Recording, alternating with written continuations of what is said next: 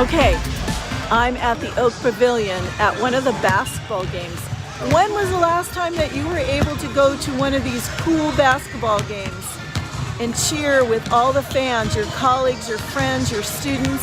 Well, you'll have time now to enjoy all the events that Columbia College has to offer. All right, I hope some of the tips and tricks in Canvas have helped. Thank you.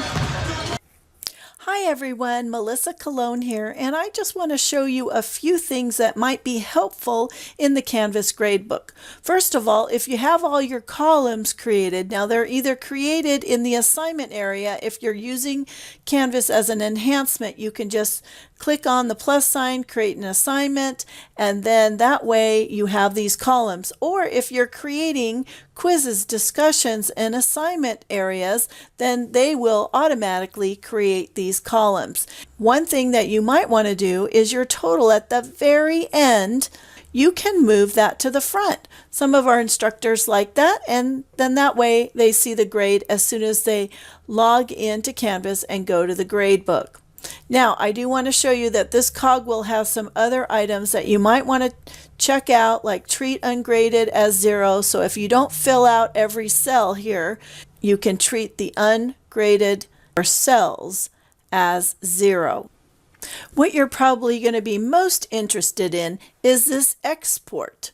If you select the export with the drop down, now you see I've already have a previous file, but if I click on CSV file, that's going to save my grades in a Excel spreadsheet.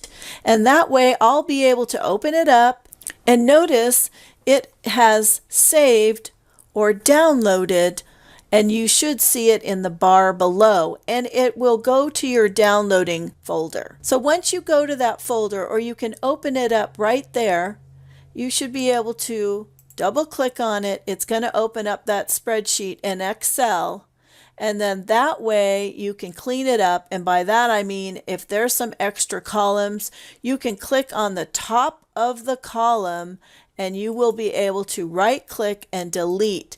A lot of times when we download from a grade book, we find that there's a lot of extraneous columns that we may not need. And then you can just print this out.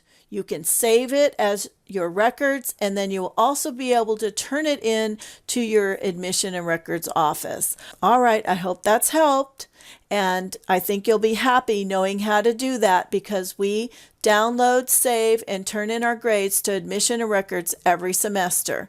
All right, thank you.